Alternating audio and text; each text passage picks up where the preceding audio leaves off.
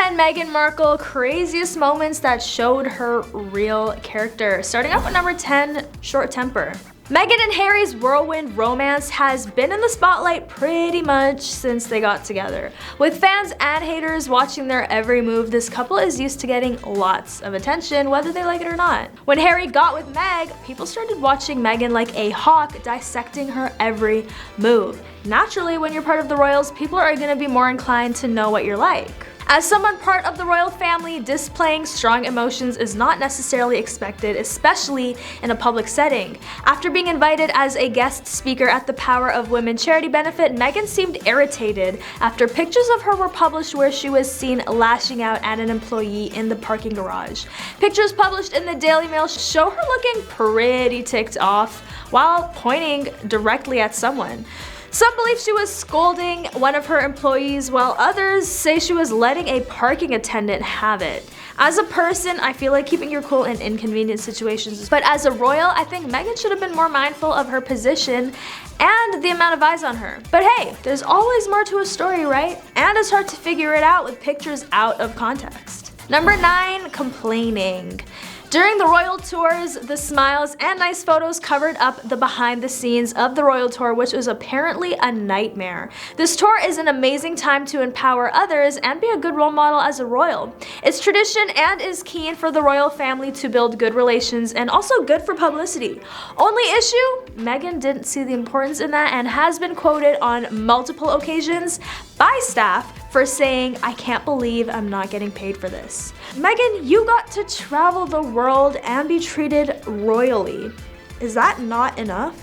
I get time is money, but if you're doing it for the man you love and his family, wouldn't you just want to do it for him instead of for personal gain? Number 8, abrasive. Meghan was accused of abrasive behavior towards staff members and diplomats, according to the explosive royal biography. Looking back at the Sussexes' visit to Sydney, Australia, where they received an amazing reception, Bauer writes Meghan was allegedly abrasive towards her 4 female staff and even towards the local British diplomats. According to one report, Meghan allegedly threw a cup of tea into the air.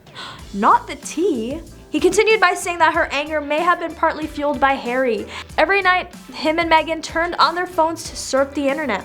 That doesn't sound very healthy to me. Australia, as covered in past videos, didn't seem to be as fun as the couple may have hoped, and it's been reported they were feeling down in the down under. Number 7, dad drama. Similar to Harry, Meghan too has some daddy issues. Meghan has been part of quite a few scandals within her family, and if you've been keeping up with her, you would know how deep the drama runs.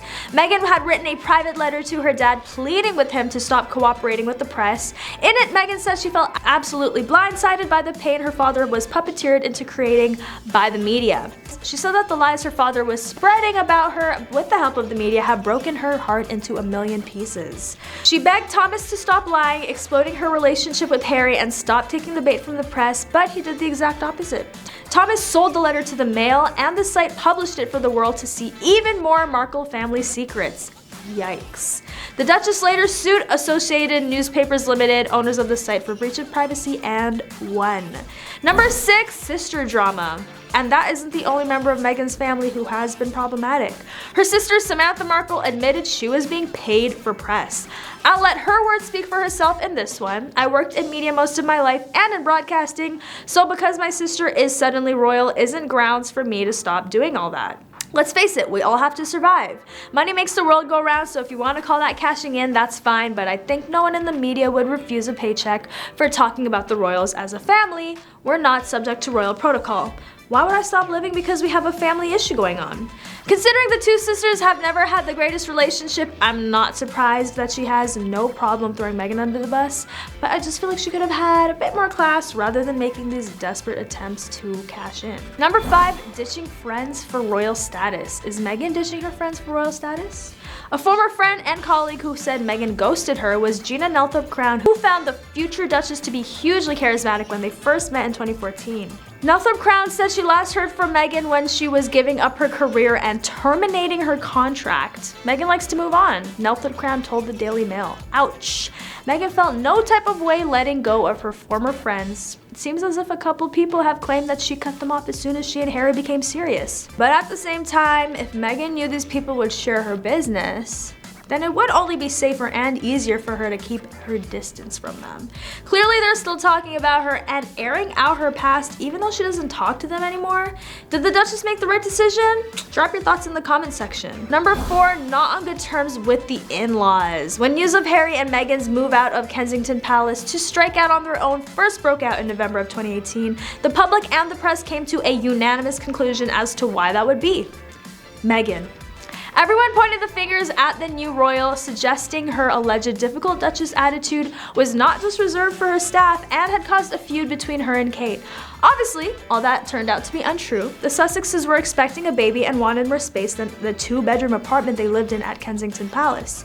Kate and Meg have always had problems. It came out in November that there was a ton of tension between the royal family as Kate and Meghan were not getting along. This meant that Prince Harry and Prince William were not getting along and the whole family was just not seeing eye to eye. That was super hard on everyone, but especially the late Queen. Queen Elizabeth was actually so fed up with the drama she made Kate and Meghan sit down and sort it out. On to number 3, doing what she wants. It seems like Meghan was trying to make a point by going to vote even though royals are forbidden to do so. After she posted a picture of her wearing a sticker indicating that she had gone to vote, it was not well received in the UK, and even though she is no longer an official member of the royal family, she is not permitted to abide by those laws, but it definitely is savage of her to do this knowingly since she's married into the family. Many others were not surprised at this act because she had been known to be an activist and stands firmly in everything she believes in. So for her to continue being the same way and not conforming to the laws of a country she wasn't even born in, not the worst thing in the world. What do you think? Did Meghan take it too far by publicizing her choice to vote? And number 2, mistreating staff. Leading up to the Oprah interview, the Times reported accusations that Meghan mistreated her palace aides and staff prior to the 2020 exit. While Meghan denied the allegations, noting in a statement to us in March 2021 that she was saddened by the latest attack on her character, the palace revealed that they were investigating the claims. We are clearly very concerned about allegations in the Times following claims made by former staff of the Duke and Duchess of Sussex, the statement read. It continues on by saying that the HR team will look into the circumstances and members of staff will be invited to participate to see if lessons can be learned. And finally, number 1, warning for the media outlets. A lot of observers are assuming that Harry and Meghan have something to hide by fighting so hard against the media and filing lawsuits as often as they do. They suggest that Meghan and Harry are attempting to alert the media in advance that they are willing to face legal action in the event that a significant story emerges. But what do you think? Is there something this couple is actively trying not to have exposed of them? Or are they simply annoyed with the outlets and aren't shy to set boundaries around what stories they think should or shouldn't be shared? Let me know your thoughts in the comments, but that is all for today. Don't forget to like, comment, and subscribe for more juicy royal news. And I'll catch you next time on The Rich Life.